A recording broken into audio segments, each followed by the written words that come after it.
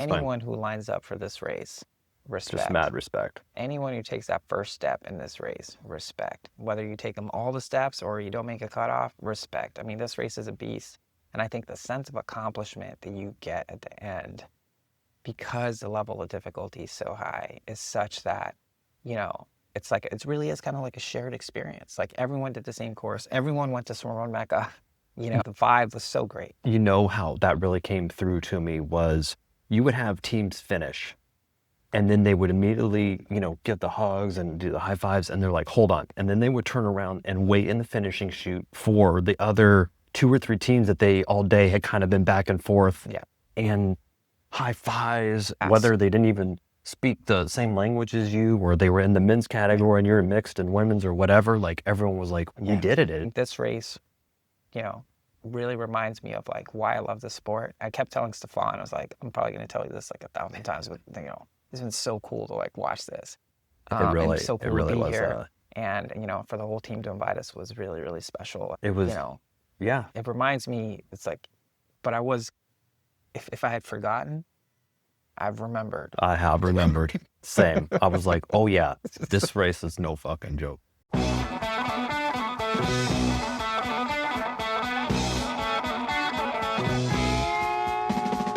Welcome to the Low Tide Boys, a swimrun podcast. I'm Chip. I'm Chris. It's episode 296 of the show. We are here to share from a hotel room at Arlanda Airport in beautiful Stockholm, Sweden, our 2025 race recap for Ötillö, the Swimrun World Championship. Now, you might be wondering, why are we here? I didn't know you guys were racing this year. We are not. We're not. We didn't.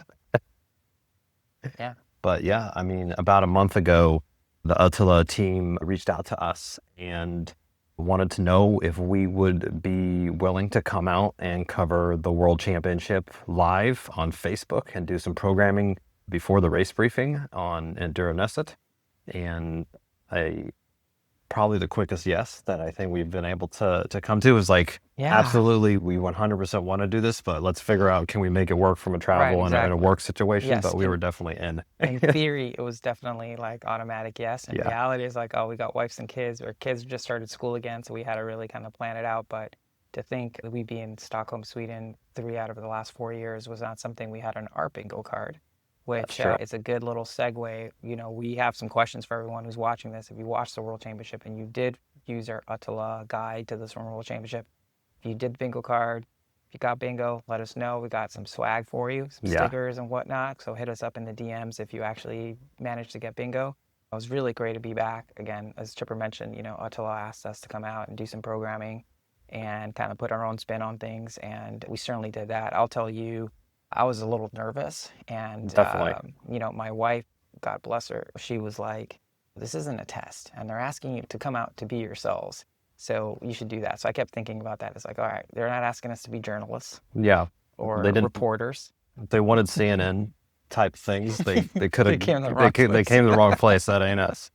But yeah, I mean, I know we both, I'll speak for you here. It was certainly an honor to be even considered for this, let alone for them to ask and put the support and the resources and the teams behind us that they did was really cool. And yeah, we were more than happy to come out once we kind of got the final approvals and to come out. We knew we really had to make it to be a short trip, but our real sort of work out there was Monday, the World Championship there. Yeah, so we'll share a recap about how the race unfolded, key performances we saw, all the U.S. teams that showed up. This race really gives so many amazing stories of endurance and resiliency and perseverance, which is, it's just, you know, countless. Why it's so magical. And to see it from this perspective, Chipper, I wasn't sure. I thought it was going to be a lot of FOMO. There was certainly some FOMO, but it was a super hard race. And just witnessing it reminds you how high the level of difficulty is for this race. But I would say probably had like maybe 40% FOMO. And the rest was just like really cool to be on the boat in the archipelago and kind of see the athletes do their thing and try the 8-station hot dogs without wondering whether it's going to upset my stomach because I don't have like 40 Ks left to go and stuff. Yeah, not totally blasted to begin with. But I mean, we can get a little bit on kind of getting over there, what that looked like and everything. But we left San Francisco SFO on Friday at 7 a.m. full day of travel plus the time change. We arrived in Stockholm 7 a.m. on Saturday, so a whole day, gone from a travel perspective. And then we had a few hours to kill before we actually went out to Durenesset on Saturday afternoon, and that's kind of when we initially became integrated with the Ötillö team. Yeah, but before that, we can't come to Sweden without having multiple FICAs. Multiple Chipper and I are FICAs. always training for the FICA World Championships, and Yep. this year that was the only race we had going on, so I would give ourselves high marks. So, right off, as soon as we got into Stockholm, like immediate FICA, and we also had a meetup where we let a bunch of people know that we were going to be in town. We set up at our unofficial sponsor, Vetakaten, in downtown Stockholm, and yeah, it's always, we're always super humbled when people show up, but we had Swedes, we had Americans, we had all sorts of folks come Their up, families, Canadians. people. It was awesome. It was really cool. Yeah, I mean, we literally came from the UK. airport and went right to the FIGA. We were going to get a FIGA anyway, but it was nice to have that one. And again, I think we always are still surprised, like, hey, that even like 2 or 3 people showed up, let alone we were dropping lots of content coming out of the Low Tide Boys For sure. feeds this weekend. But yeah, I mean, we took over kind of the whole section area. I would probably say we had 25 sure. plus people going there. Fast ramp on we like couple cardamom bombs straight away. Yeah, I mean, we had a little bit of plans there because we knew we were going to be super jet lagged, so we were trying to do whatever we can to stay awake. I had a big old coffee, which I never have. I couldn't. Then had a beer with lunch. I mean, I was all messed up. Your caffeine intake this trip is the most caffeine I've seen you take. I was quite proud of you, I will say. Hey, it's show business. You got to do what you have to do. Even on the way over, I tried this, what I'm calling the truck driver diet, where every time I felt sleepy, I just ate food to try to stay awake as long as possible. That seemed to work. Probably not so good for my health, but managed to. We can run that off next week. Yeah, but I mean, we knew it was going to be a really tight turnaround on that, and we're kind of trying to optimize like reducing as much jet lag as possible, since literally the next day we would have to be working. We had a pre-show program that we wanted to run to, we're running as well. But I think arriving at Durenesset, I know we both felt this way when we got there. We like pulled up and it was like, oh man, I'm kind of nervous. Like how everyone, when you first arrive there, if you have done the World Championship, you kind of know the nerves heading out there. And once you get there, all the athletes and it's just the energy, and it's kind of we were feeling that. I don't know how else to describe it other than like the shit's getting real kind of feeling. And that is what it is. Yeah. Yeah. And so we check in, and it's like the same small type of rooms and stuff. But then we did something that we've never done when we've been there on previous 2 occasions. We actually checked out the sauna and spa. It is actually it's a proper spa. Like indoor 25-meter lap pool with a bar and at a fireplace, multiple saunas, outdoor hot tub that's like the size of a pool with it was like a infinity pool stuff. It was lovely. So it's quite romantic. There was couples there, and then me and Chris swim up and start talking swim running. Yeah, so it was actually pretty cool to be there early, and actually I think if and when we go back, I think it'd be cool to go back a day early just to kind of settle in and like just chill. Yeah, absolutely. But pretty quickly we show up. We have a sort of a dinner with the Ötillö team. They're all super nice and welcoming, and we really felt like part of the team. We knew we were there as a sort of like talent, but everyone was super welcoming. And exactly. So we had a great dinner and sort of planning for what we were going to do the next day, which is when all the athletes show up. We did a 1-hour program before the official race briefing, just to kind of bring the temperature down, try to ease people's anxieties. We had a panel. We talked about gear. We talked with former world champions. First time tips, how mental preparation, how everyone's kind of thinking about it. And this is feedback directly that Ötillö share with us, is that, hey, everyone's nervous enough when they get here. They know it's going to be a big day. How can they kind of make it a little bit more casual? You can't turn off that anxiety feeling and that, but how can you kind of not play it up and get that pressure cooker going? And that's kind of what we were trying to be. It wasn't a mandatory event that people had to attend, but it was really awesome when it was happening and we were up there like looking out and seeing familiar faces and unfamiliar faces out there, people coming in and listening to the programming that we had. Yeah, and I think that went really well. And then that led right into the race briefing, which Ötillö wanted to make it like a little bit tighter, a little bit more of a race briefing, less of a show where they're trying to like pump people up and things like that. It's like, I guess that was our job, to pump people up a little bit. And that was always really cool. And that's probably where I felt the least FOMO, because every year we did that race, that reefing is like, oh, it's real now. Now I'm not going to sleep. And they started the same way, that it's like, boom, kill the lights. And then like some awesome, highly produced, amazingly edited hype film that's like, and you just feel like your anxiety just like ratcheting up. And at that point, I was like, oh, this is gonna be exciting tomorrow. I was like, I think we're gonna sleep fine, Yeah, we actually slept pretty well that night. I've never slept the night before Ötillö, and this was certainly a first for me. In the morning of the race, well, let's take a step back. Our plan was to try to cover the live race using Ötillö's Facebook Live on their platform. So, there were some constraints to that. We couldn't be live at the same time. We couldn't share screens, couldn't do stuff like that. So our plan was to we were going to split up. I was going to be with the lead boat. And the way we figured that out is we kept going back and forth, like, oh, whatever you want to do.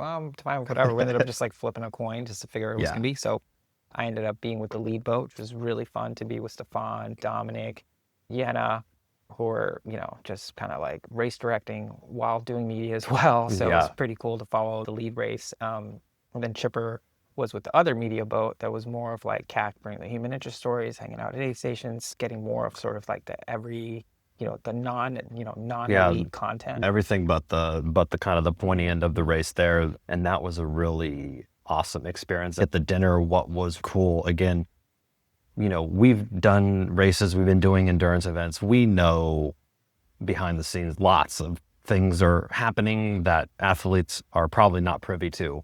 One thing that stood out to me was how in it the behind the scenes team is, how extensive it is, how serious these people take things to make sure that they are making the best product, an event product here being the World Championship event that they can. These people are pros. Yeah. They know what they're doing. Yeah. And that was really impressive. And I think great example of that. So for the first time in the 20-year history of this race and the 19th running of this race, there was fog on the radar, and nothing kills a swim run more than fog, because if you can't see where you're swimming, that's just you're swimming off to Finland or who knows what. So you could see how stressed out the Ötillö crew was and the contingency plans. This one guy, Mikael, who's on like sort of the race logistics team, like he was checking his phone like every 5 minutes to see for whether like that dude was stressed. I was like, I don't know you, dude, but I'm just gonna give you a little shoulder massage or something, like help you out here. He was stressing. I mean, everyone was like so they had an awesome contingency plan that they shared with everyone, which I thought was great,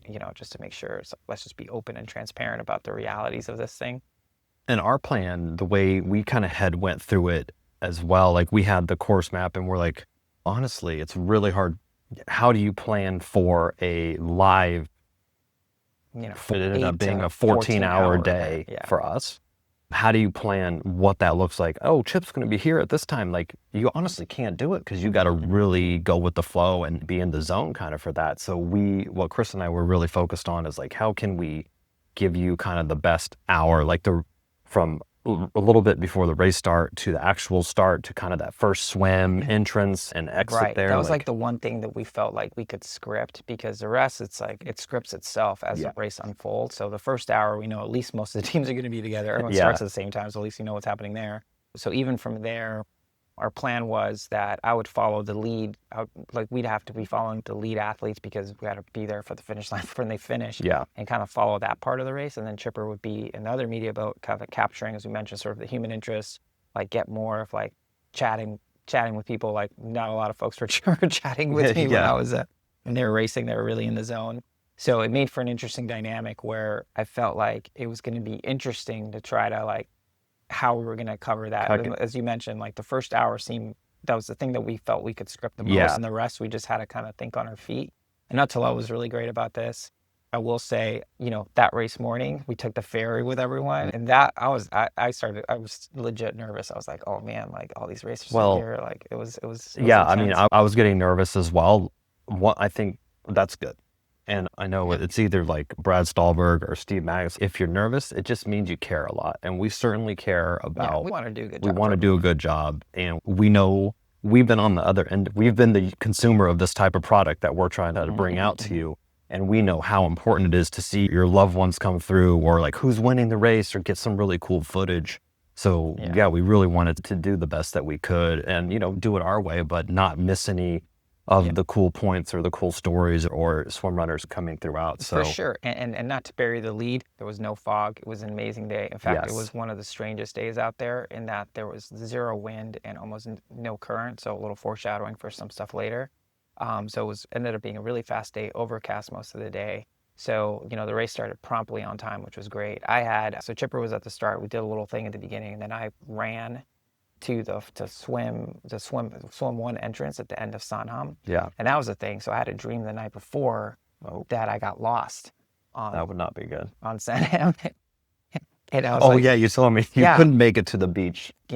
Totally mixed up. So that morning I basically downloaded like the World Championship route from when I did it 2 years ago, just to make sure I could get to the end of the thing. And of course it was like super obvious once I did it, but it's like when we were doing it, I was like, I really, you're so kind of just in your following- own head, right? yeah, you're just- It's like running through town and then you end up on the beach somehow. So yeah, I end up on the beach, Chipper's recording live, and then we get everyone going in the water, and I immediately run to get on the media boat so we can get on the race director boat so we can get on the other side of this Yeah. and capture some of that footage. And from there, I basically didn't see you for 9-10 hours. I don't like that, first of all. And we don't do any swim runs where we're not seeing each other for the entire time. But yeah, from like a quarter behind the scenes on what it looked like and the support that Ötillö provided us, or that we were like involved with, I guess it wasn't just exclusively for us, but we each had our own boat, and then we each had our, Ötillö's multiple social media working. Yeah, kind of like handlers, because they had their own media plan, and we were going to complement that with the live footage. And but they were taking, if you were in any part of the swimrun internet universe yesterday, at the time of race, you were getting bombarded with footage, whether it was reels, stories, Facebook Live, all sorts of stuff. So there was just a lot of content. It was going out everywhere. There was like separate film crews out there. Some really funny stories there, as we'll share in a minute. And it was just like, it felt like a world championship. And we were trying to cover it in such a way to give really people a flavor what it was like. So not just like reporting on what I was doing, who's leading the race or what position. But it was like, this is why this is so sketchy. Check out this trail. Look how crazy it is. This is what people have to do. Just giving people a flavor for aid station food. What's available. Sorry. And sorry, bad one. The race was really interesting to watch. Chipper, when you also got on a boat right after that first swim, so and you actually got off on the first island. So the kind of thought was that I would actually be catching the whole race on that first island exit, which is, where the most action and potential carnage is going to be in terms of slipping and just excitement and action in general and drama. And then Chris, you were kind of posted up on the side to get like that really cool shot of that, we've seen in the videos of them traversing the rocks. The boat took us out there, and we were separated almost right away. And then I got out there, and I'm like looking at these rocks, and if we talked about this after, the race is hard. I remember that it's hard and it's a hell of a day, but seeing it again, it's like, oh yeah, this is like, it got moved from a 10 out of 10 to like an 8 out of 10 in my mind. But now being there again, it's like, okay, back at a 10 out of 10. It was really interesting how you almost like, it's like anything, you kind of forget the pain of it. And you sort of like, what is it, confirmation bias? Like you always remember sort of the last experience kind of thing. And for us across the finish line, this was great. It was awesome. Seeing some of that early stuff was really cool. So Chipper was on the first island. The lead boat was repositioned to the start of the second island after the second swim. I saw the pros come out, and then I had to jump on the boat right away to get repositioned because the leaders were going super fast. It's probably a good time to do a little side note on how fun it was to be on the boat with Stefan, Dominic, Yana. It was like, I was telling Chipper afterwards, like, oh, Stefan and I, we hit it off. Like, for someone who's race directing the most important swimrun event on the calendar, he was super chill, eating candy, eating chocolate. He's like flying a drone while he's driving the boat, talking to volunteers. Like everything was like, oh, everyone made the cutoff great. It was just like his temperament was just so fun to be around on a day that, for most race directors would be like, they're shitting bricks basically. Yeah, and it was super fun. I'm sure kind of very calming for everyone else. Totally. If you're just sort kind of brought it down. His knowledge of the archipelago, because I asked him, I was like, where it's like, is this like you basically the streets in your childhood neighborhood. He was like, oh yeah, I know exactly where I am at all times. It was just like, it's pretty amazing to see, sort of that deep knowledge. And basically, I mean, you only know that if you love this area, right? For the archipelago. And so it was super fun to be on that boat. It was, yeah. And my boat was really fun. We had on the boat driver out who we found out into the race has been helping with every edition of One Water race. He certainly knew his another way. dude knows he's like the back of his hand. Yeah, he knew where these were, and we would just be kind of like saying, what island do you want to go to? We had a couple other camera crews, someone with a proper camera and doing more Instagram kind of social media as well. So that was really cool to see the behind the scenes there, because, I'm almost like, hey, could you teach me how to do some of this stuff? I'm trying to make these cool movies and stuff too. So yeah, that was really awesome, but got positioned up on kind of that first swim and just kind of, hey, I'm going to go in this little triangle area away from everybody and away from like the slipperiness, because what I didn't want to happen was me to crash and burn while recording live my phone into the Baltic Sea. I mean, that's probably good content for the show, but it would have been, but not for your ass. Yes. It would have been good content for sure. But so basically, we kept trying to switch off. You can go in live and getting repositioned. For me, it was a little bit tougher, I found, because, the pros were really sort of gapping everyone else. So like the elites will come through and there'd be like a 20-minute gap. And I'd be like, well, back to you, Chipper, because it's like, I'm kind of running out of stuff to discuss. Plus, we would have to get back on the boat and reposition. And there were certain parts, like there's a famous island where there's like, you have to take these ropes to descend to the water. And we were trying to get there in time to catch the leaders. By the time we got there, they were already in the water. So it's like, okay, I guess we'll skip that and we'll just keep going. So there was a lot of that. And I think, I kept trying to watch Chipper on the live feed just to see kind of what he was doing, going on, so we could try to time it better when we were switching back. Yeah, because the way we were like sharing a login essentially, so there was no real way for us, I think, for us both to be on and kind of kick it back and forth and get some of that banter, like, oh, Chris, what's going on there? And then he can throw it. Like, I think that would have been more ideal situation, but we did the best with it. Like connected once, but then my video was upside down for some reason. Yeah, out on these islands on LTE cell service, trying to stream high quality video. The demands were quite challenging, but I think we were able to bring good stuff. But it was really cool to kind of see and position ahead of the racers. So actually the first couple islands, I was able to see some of the lead pack as well, because Chris would have to go because the front of the pack's moving so quick. You can't just go cut them off at the next island. You got to jump off the boat, run to the spot, get the camera set up, get ready to go. And then, like you said, it's like, boom, boom, boom, boom, boom. It just rips past you. I mean, there was a couple times where you were live and I was trying to like get you to go off. And then by the time you go off, it's like, oh, never mind. Yeah, they just went, just transitioned all the way out of already. There. But I will say, what I really appreciated, Chipper, was like, not only were you, I thought, covering the race awesome, but like you got to interact with so many people, and like separately, you're like sending family members photos, like anyone who you knew, like you get a shot of like proof of life photos, like all sorts of stuff. Here they are. It was really like after, it was funny, this was a little more foreshadowed, but like after the race, we were sort of watching the videos because like he hadn't seen a lot of my videos. I'd seen a lot of his, and it was like kind of like reliving the race, which was super fun. Yeah. But I found it was intense because we were up at, what was our alarm? 3:30? Like we were doing the race, we were on the race ferry and everything. So it was very intense to kind of try to get it right and get what we wanted to, what we kind of had like thought in our head of how this would look like and how we wanted to do that to kind of get that out and make that happen. But yeah, you had one of my favorite ones. You was like, hey, this is Chris from Low Tide Boys. I'm on a boat. It's like, your hair's like blowing. I was like, yeah, let's go. Like, and I'm on a boat on the Stockholm. And the sort of the access that we got, I mean, literally you would be in the water in a boat and there would be teams 1 to 2 meters away from you, and you're just like filming. Yeah, like, it was like filming like a school of dolphins or something. And yeah, it's just really interesting to watch how how it goes at the moving. Front, I mean, they're even like talking during the swims, which there's a couple French teams were just like chatting away like during the swim. I'm like, how do you even do this? And Chipper's probably like, we're not going to start after. So I don't know if I can chat during the swim. But yeah, so the way the race unfolded, as we mentioned earlier, the weather was really, really very mild, favorable. Very little current, very little wind. Typically, if the wind's going north to south, get a nice tailwind, can be quick, but you got currents. If the wind's going south to north, got a headwind, currents, and that's usually makes it for a slow day.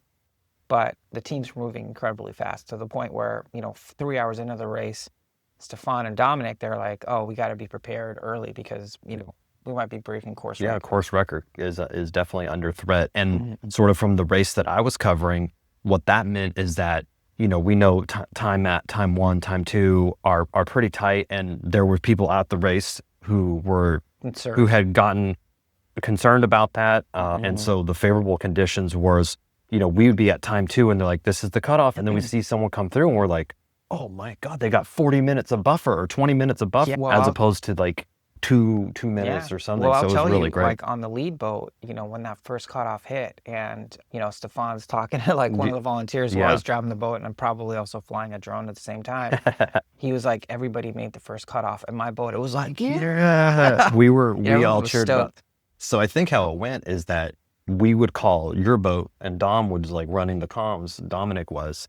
And then so whatever was getting fed in your boat immediately was just like going right to ours. And so we were all pumped when we heard that as well, and course record and things there. But I think throughout the day, I kept just the way that the timing went for, like a 4 or 5 hour section was like, I kept seeing the same team. So like Andy and Mara, I saw so many times. The twins, Twin It to Win It, saw Alan several, Scott, a lot. Some female teams, Sarah and Hugh, just some people that are really great supporters of us that we're certainly cheering on their adventure. And to see them, I probably saw Andy and Mara 6 or 8 times. Yeah, I mean, you were basically like I was like their personal photographer. It felt like you're like a documentarian for a little bit. Yeah, it was really cool to see, especially the photos afterwards. Like, I'm like, how is Chipper also texting and like letting, he's like texting me like our usual side banter. It's like, yeah, dude, I'm like trying to be pro. We'd be like, hey, we're relocating, and we would kind of get different places. But I think from my day, it really fueled me seeing these people and seeing them beat the cutoffs that I knew they were really stressed about. It's like people really appreciated seeing you because you were just like pumping everyone up. Like if people saw you, they're like, you weren't like, oh, good job out there. No, you were like, let's fucking Yeah, I kept a PG, I think, on the feed. I might have dropped one F-bomb maybe, but I try my best. But yeah, I would, we would get at aid stations, and we were kind of mingling a little bit with some of the spectator boats. So we were seeing, hey, I know this is the team Twin It to Win It's like wives that are here, and I know this is Sarah's husband and kids and everything. So we were being able to talk and kind of interact with them throughout the race, and that part was really cool. And then I think once the hours, kind of similar to how when the race unfolds, the hours kind of just keep ticking on, and before you know it, the comms that we were getting is like, hey, Chipper, we need the live feed because it's a one screen thing because we have the lead teams coming in, and we really need that for. Yeah, so I think we did the best we could given sort of the technological restrictions we had. But I think what was really interesting was as the race unfolded, just to give you a little bit of a race recap, on the men's side, it was really like 4 teams and then 3 teams and then 2 teams. Started kind of getting whittled. It started really close. Away. And ultimately, it was Adriel Young and Hugo Tormento who teamed up after doing one water race. Incidentally, 10 days ago, Adriel won one water race, which is insane to be able to do this. If you don't know what that is, Google it. 250 kilometer swim run with 50 Ks of swimming, sprinkled in. 60 hours or something. So it's been No 3 big days. deal. Orienteering as well. So they had an awesome race, and right on their feet was this team called the Kebab League, this French team that they've been, super really fast runners. They've won Engadin. They were, blasted really onto the swim run scene in the recent and they years. were like on their feet, and seeing that race unfold was really, really cool. And the mix side, the mix was super competitive.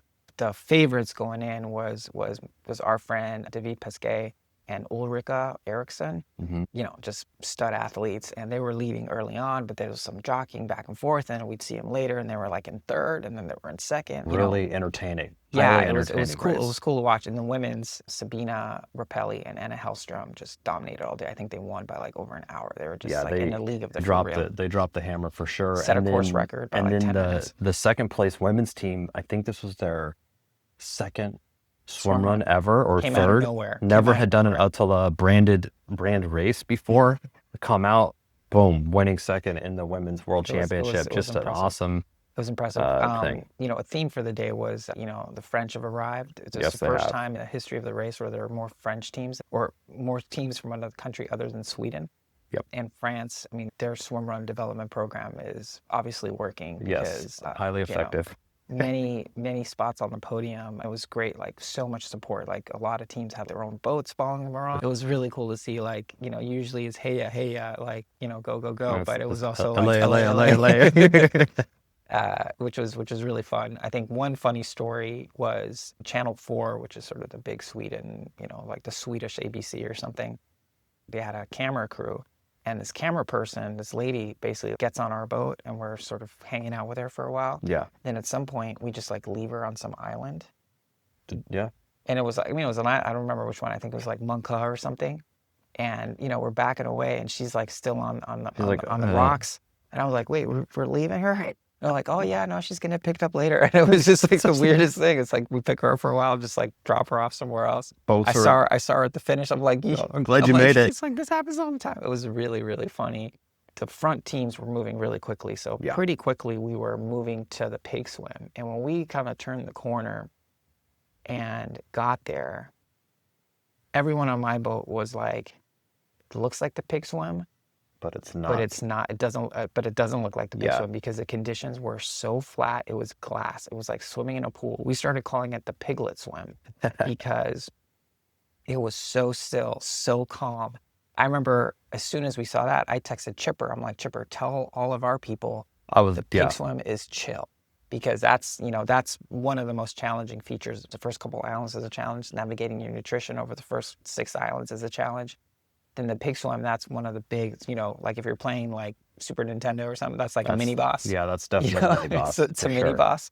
You know, Orna is you know, definitely sort of a level boss kind of thing. The whole race is the big boss, I guess. Exactly. Like you got to beat all the got to beat all the bosses and win the whole For thing. sure, but the pig swim was something. Like I'd never seen anything like it. Lars, we spoke to Lars afterwards and never seen anything like it. Dominic, Stefan, everyone on the boat was like, this is interesting. Yeah, it really was. And that was certainly great intel because the folks that I was coming, you know, as I saw them as they kind of hopped along, they're like, oh, the pig swim. I'm like, the pig swim, I hear it's going to be, it's still 1,400 meters. Still a big swim. It's still a long swim. The water still is, you know, a little bit on the colder side as it normally is in Sweden. But in terms of like, yes, a washing machine, it was not. It was not a washing machine. There's probably a pretty good chance it's a I mean, even when we did it in 2022, which was considered a mild year, that swim was still, you know. Yeah. So one spot that I was at was actually kind of on the exit of the pig swim. I was up on the rocks, so I had a really cool vantage point down there. And, you know, because sometimes I would be kind of blacked out from going on when you had the feed over. So I was like, oh, I'm here. I have some charge left in my phone, so I'm going to just fire up the Low Tide Boys Instagram and just like do some live coverage from the Low Tide Boys to get more stuff out there. I was already out there, like, you know, so that's just what I did. But that was really cool to kind of bring that perspective. And, you know, there was people that I saw them when we would go on live. You kind of see who's joining. It was like, oh, they're here. And then like 30 minutes later, oh, they're on the Instagram, and people were going all over. I know Marcus Barton was taking over the Ötillö USA feed. Helene from Wild Swimrun. She was basically covering the women's race. She covers the women's race. She was just following the women's teams. Amazing job. And like her dedication to the cause of women in swimrun and wild swimrun is unsurpassed. But it was really awesome seeing her in person. She's an amazing human, and Wild Swimrun is amazing. Be sure to check that out, of course. But hanging out with her, and she was cheering every single women's team. She was doing crazy good coverage on Instagram with everyone coming through in their times. So that was really awesome as well. I know the French podcasters as well were doing like a live stream. The stunt. There was a really funny moment at I was at the aid station of Run Marat, which is the first kind of real big energy station. Also the first place where you can kind of like actually run, waiting for the elites to come through. And he's running a live stream, so we have this moment where we're like, you know, kind of like crossing swords. Like the Spider-Man. Like, hey, he's like, hey, how's it going? It was just really great to see him out there. Like he was on a boat supporting all the French, supporting everyone, but certainly following sort of the French racers out there. And I mean, it was a really interesting day to race. as I mentioned earlier, you know, the level of difficulty, you can almost forget how challenging. Yeah. There was one island where I went live and we're kind of, it was like, I don't know, the Munko, and we knew the elites were coming. So I was like, hey, I'm just going to run to the aid station, give people a little bit of a flavor. And I was like, man, it was like half a kilometer. Yeah. It was like hard as hell. Yeah, I was like, I broke a sweat I was out. like, I don't even remember this section of the race. I like blacked it out. They're like, oh, we're going to Nemda aid station. I'm like, okay, we pull up and I walk up and I'm like, I don't think I've ever been here before. And Well, they're like, because what? you pulled up from the boat. Yeah, so. it came up from the opposite and I'm like, this doesn't seem familiar. And then I like kind of got ready and I walked out and I turned around and I was like, oh yes, I remember it from this It's angle. like, and then you see the hot dogs. And then I saw the hot dogs and I'm like, okay. Yeah, and that aid station, you know, I was just, you know, Stefan and I were kind of hitting it off all day. And, you know, they have a bunch of interesting food. They have these hot dogs with ketchup and mustard if you want. They have this like something which I was like, who's eating this? But it was like flatbread with butter, cheese, and pickles. Mm-hmm. And I remember going to Stefan, it's like, who's eating this? He's like, I'm eating it. And I go to you, Chipper, you're like, it was great. I asked the leader for the recipe. And it was just like the most random thing. I'm like, I was like, it's like just a simple, good cheese. One, I love cheese and I love pickles and the butter in Sweden. They know what they're doing over here with the butter. So it was just good. So I'm going to make some of those sandwiches when I get home for sure. Butter in Swedish is a s'more. I probably gave a little bit too much airtime to the sandwiches. But, you know, it is what it is. And that's part of what, again, they hired us to be the low-tail guys. And you know, that's what we're about. I even had a Twix. I didn't get a chance to get a Twix. Yeah, they had the proper Twix bars in the package with both right and left side on there. So that was cool. Yeah, but it was a super cool race to watch. And, you know, at one point, you know, I had to get positioned to the finish line. Because, you did. You had to get your ass over there because they were, So no world records were broken in the men's and mixed, only in the women's. But by 10, 12 minutes, I think, on the course. Yeah, where the race really unfolded was on the island of Orna, as it does now. If you're not familiar with this, this is like 2/3 through the race. You have about an 11-mile run that you think is like, oh, I'm a good runner, it'll be fine. But you've already done, you know, a lot of swimming business, a lot of swim running business, basically 50 Ks of swim running business or 45 Ks of swim running business. We were positioned at the church, and that's where I was able to really see, okay, you know, Hugo and Adriel were basically setting the pace, and the Kebab League, they were being very, very conservative, just staying on their feet. You could tell their effort level was pretty low. You know, I interviewed them after the race, and Remy, he was saying, it's like, yeah, when Adriel put his swim cap on, I put mine on. You know, when he would take his off, I mean, Adriel knows what he's doing, so I don't blame him. Which is really, again, for folks who had never done the World Champs before, I think it's hard to win it on debut just because it presents a lot of difficulties, and they managed it in a way which I thought was excellent racecraft. Yeah. And then they saw the opportunity to make their move. You know, I spoke to Adriel afterwards, and he said that on Run Marat, which is sort of the first runnable island, like that's where he already started feeling like it was going to be a hard day. Yeah. And to think that they were in contention all the way. I mean, they came in second place by like 3 minutes past or something like that. It was just an amazing performance all around. And at the church, which is funny because we're pulling up, and again, Stefan knows everywhere where he's going. And I was like, is that the church? He was like, yeah. I was like, oh, okay, cool. He's like, why? I was like, I've never seen it from this angle. Yeah, you know, that's the same as the aid station that I had earlier. Yeah. And one thing that I was like, we're going to drop you off on the north or the south. And I'm like, oh man, we got to go, you know, this many Ks. They're like, no, just walk through this path. I'm like, oh, okay. Yeah, it's really easy when you can just drop right off. Yeah. They don't make you go through the woods. Yeah. But yeah, like, I think you got to see a lot more of sort of the human interest stuff. But seeing the elites, for me, was like, damn, it's just impressive what people are able to do. It was. And once you were on Ötillö and positioned there, you kind of had a stranglehold on the feed because we wanted to bring the live podium through, and you did a great job. And this is what people were asking for, is like, we need to talk to these people right after. And you had great interviews streamed live on Facebook, on the Ötillö account with the whole podium. So that was like content that I feel that people were like, this is what we're here for, is to get this type of thing. But after you were there, we, you know, and kind of the race were what I was covering after 3-4 hours really kind of starts to get spread apart. So you would maybe have 3 or 4 teams that come up to the aid station or to wherever would be posted up, and then there would be like nothing for 10 minutes. and then you'd have one or two teams come through, or they kind of dribble through, and it's, you know, we're trying to. We were already it was already going to be a 14+ hour day. So yeah, batteries were dying, Yeah, all sorts of stuff. So at some point you got repositioned to finish. I remember when we saw each other, we're like, oh, I miss these so much. People We're are like, these guys are fucking sick. clowns. But yeah, it was an amazing thing to witness from that perspective, and you know, a big reminder as to, you know, what are the things that make the sport great. I mean, lately on the show we've been talking a lot about, you know, why the team aspect is the coolest aspect and why we recommend it. Obviously, the World Championship is only a team race, and I think like it's really would only be fun if it was a team race. I mean, doing the World Champs by yourself, I mean, that just sounds like not interesting. Yeah, I have a few highlights from the piece that I saw there. Seeing the folks that we know and love root for was awesome. One island I came to, and our friend Nargis, formerly Team Darkwave, was sitting on a bench with the medical red dry robe on. I know she had been dealing with the injury, and I was like, oh man, it couldn't happen today. It wasn't her day, type of thing. And I look, and her hand is like bandaged up, and there's like blood, and there's bloody napkins there on the ground. I'm like, oh man, something happened. And she's like, oh, I actually got 3 stitches. And I'm like, oh, you know, I'm in my head, I'm like, her day's done. And her partner's there, and she's kind of like shivering a little bit. And if you don't remember who Nargis is, she's the person who did the 100K swim run, where she swam around Manhattan, spent like 5 minutes changing, and then ran a 50K around Manhattan. 50K swim around, and then a 50K run, FKT. I think she did get. She is an absolute. She's a beast of an athlete. And I turn around to. I think I was like trying to. There was some Swedish peach rings or something that I wanted to sample.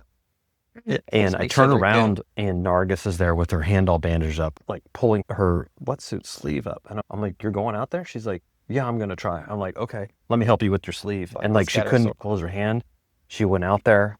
And I mean, she did it. She finished, which was incredibly. She had to stop in another aid station to get rebandaged because it got like soaked.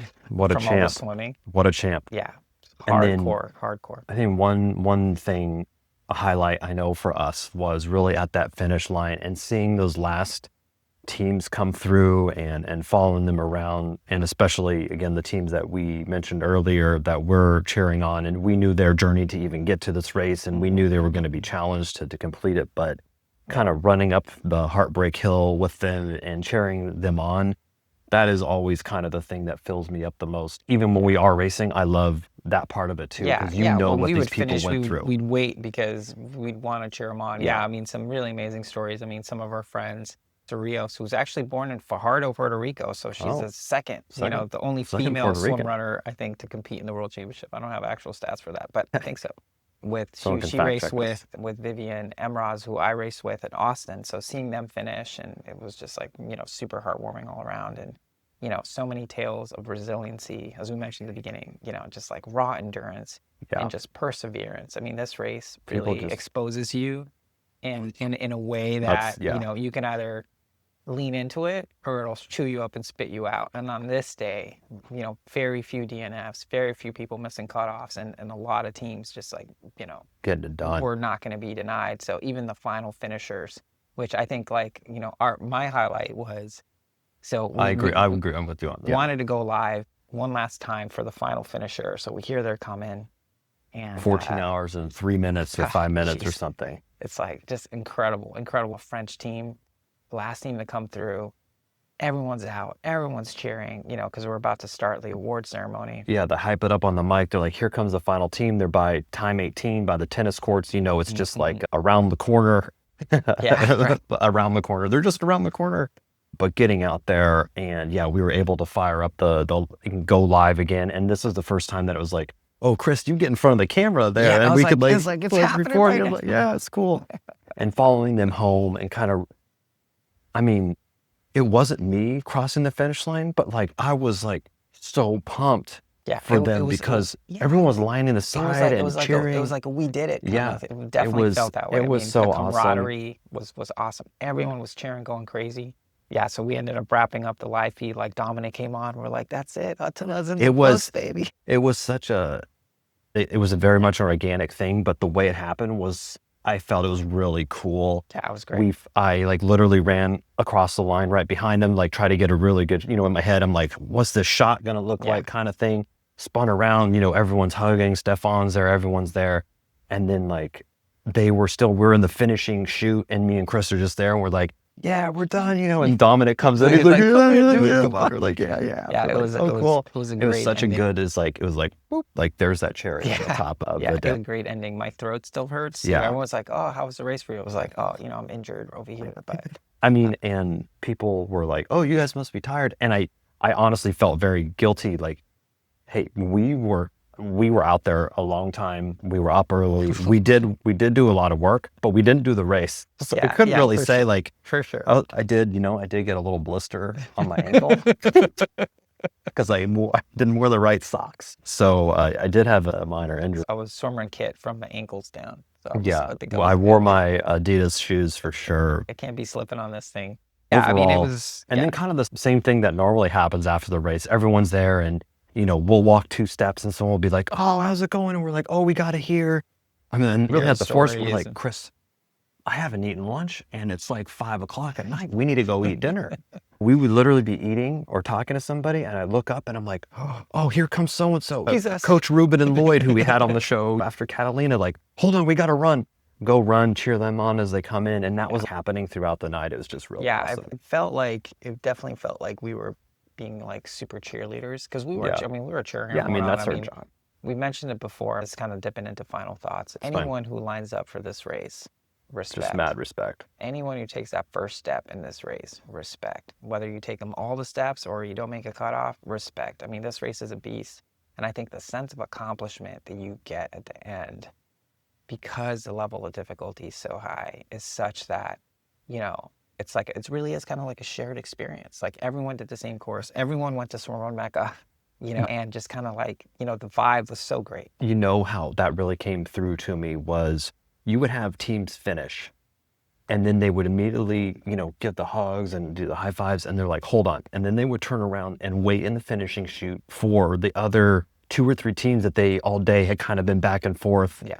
And high fives. And I know Diana and Tracy and Sarah, Excellent Adventure, Redemption Tour, they like grabbed each other like, we did it. And they weren't even on the same team, but it's like everyone kind of was able to make it happen. And whether they didn't even speak the same language as you, or they were in the men's category and you're mixed and women's or whatever, like everyone was like, we did it. It is like, really. That reminds me of another story. So at the end of the pig swim, the mixed teams were coming out and 2 mixed teams were basically like on top of each other. It was ultimate winners. And then, I think it was David and Ulrika. And it was really sketchy, super slippery coming out. I mean, I'm sure you saw it. Coming out of the pig swim was super sketchy. And they basically did like a daisy chain holding each other's hands. And the 4 of them just came up together. The first person got footing and they just helped each other up. Yeah. And it's like, if that isn't the spirit of swimrun, I don't know what is. Yeah. So yeah, I think this race, really reminds me of like why I love this sport. I kept telling Stefan, I was like, I'm probably going to tell you this like 1,000 times, but it's been so cool to like watch this. It really, so cool it really to be was. here. And, for the whole team to invite us was really, really special. It was, It reminds me, it's like, but I was, if I had forgotten, I've remembered. I have remembered. Same. I was like, oh yeah, this race is no fucking joke. Yeah, which, our plan is to race it next year. We're trying to accumulate points now. Next year is going to be the 20th edition of the race. Yep. So, Ötillö's planning some cool programming. It'll be cool to be a part of it and just kind of do this race on such a milestone. Yeah. But I'm kind of glad that we kind of came out because I could see just kind of like it getting fuzzy a little bit. And like fuzzy in a way that it could have been a gotcha when we got, we would have taken it seriously. We got this. We show up, you're like, oh fuck, we're about to get rocked again. Like we have the past couple of years. But yeah, final thoughts. Honestly, just like part of me, the whole day was a little bit surreal, just kind of the whole experience of being on the other side of it. And the question that we were getting, or I was getting a lot, I'm sure you did too, is like, did you have FOMO? Like, what was it like to not race? And it like, I can't really articulate it very well, but like, it was just a very surreal day. The Ötillö team, brought us in. We were one of them. Yeah, we felt like part of a team. It was a really from a professional standpoint, I was like, it was great working with you guys today. I would love to work with you again because they are just cool people. They get it. You really felt everyone on the team was like, we love this race and what they're doing, and we're going to do the best that we can to put out the best thing. And that is 100% what I got from it. It really felt like, it's like, hey, we want to put on the best fucking race that we can. And what do we need to do that? Let's, whatever was required. We're moving boats to pick people up. We're making repositioning buoys. Like, that was kind of fun. It's like, hey, Chris, lean over the boat and hold on to this thing because we got to move it back like 50 meters because it's kind of shifted. I'm like, oh, okay, let's go. So all around was just a great experience to be there. So thank you for Ötillö for inviting us to come out and do this.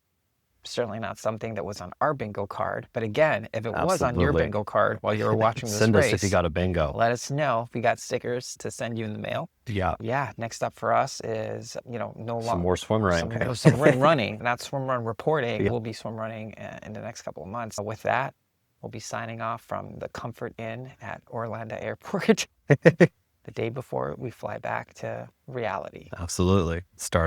Get back into the day-to-day life. To be jet lagged as. Hell yeah. Over and out. Did it. Fika time. Fika time.